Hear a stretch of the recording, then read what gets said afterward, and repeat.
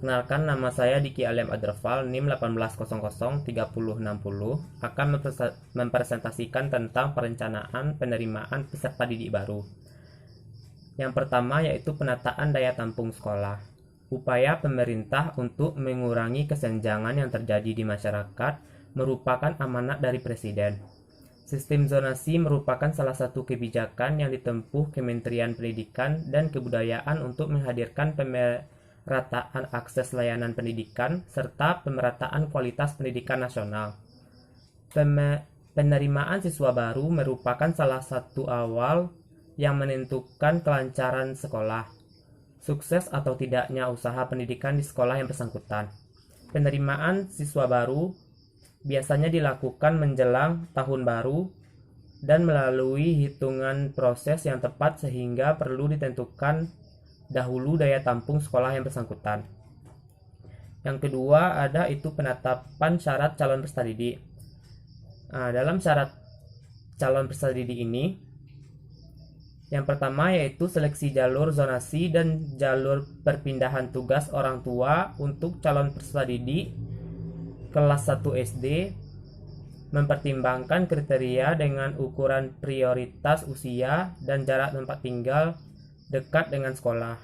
Yang kedua yaitu ada sekolah wajib menerima peserta didik berusia 7 tahun 12 bulan. Yang ketiga yaitu penentuan peserta didik didasarkan pada jarak tempat tinggal dari calon peserta didik tersebut. Yang keempat yaitu seleksi calon peserta didik baru kelas 1 SD tidak boleh dilakukan berdasarkan tes membaca, menulis, dan berhitung. Kalau untuk SMP berusia dari 13 tahun sampai 15 tahun. Dan untuk anak SMA itu dari usia 16 tahun sampai 18 tahun. Yang ketiga yaitu persyaratan akademik.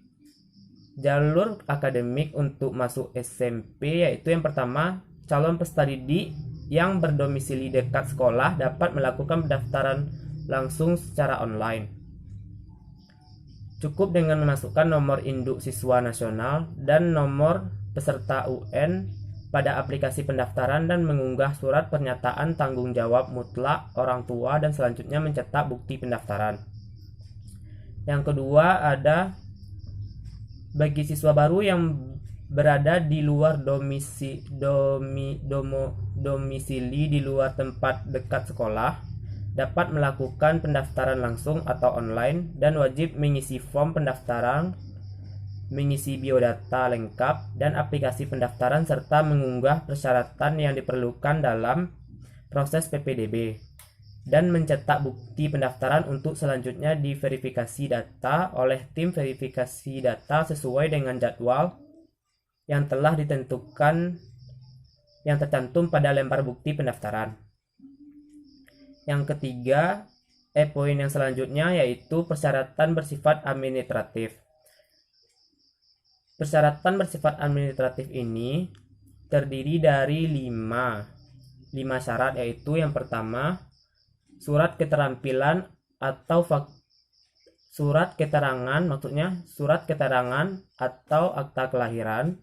Yang kedua yaitu surat tanda tamat belajar dan nilai ujian nasional disertai dengan salinan rapor kelas tertinggi atau kelas terakhir. Yang ketiga yaitu mengisi formulir pendaftaran.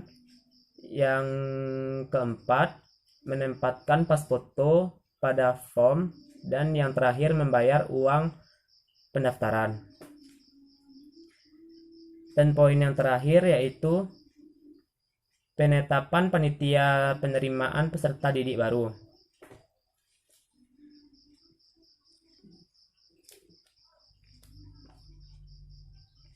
Sebelum melakukan kegiatan PPDB, pastinya sekolah akan membentuk panitia yang akan bekerja dalam melakukan kegiatan penerimaan peserta didik baru di setiap jenjang pendidikan. Dalam memilih nama-nama panitia PPDB, tentunya dilakukan rapat yang dilakukan oleh kepala sekolah, wakil kepala sekolah, dewan guru, serta seluruh elemen yang ada di sekolah yang memiliki hak sama untuk mengikuti rapat tersebut. Dan dalam pemilihan panitia penerimaan siswa baru akan terpilih siapa-siapa saja yang nantinya akan menjadi ketua, wakil ketua, bendahara, sekretaris, dan anggota lainnya yang nanti semuanya itu memiliki tugas yang berbeda-beda.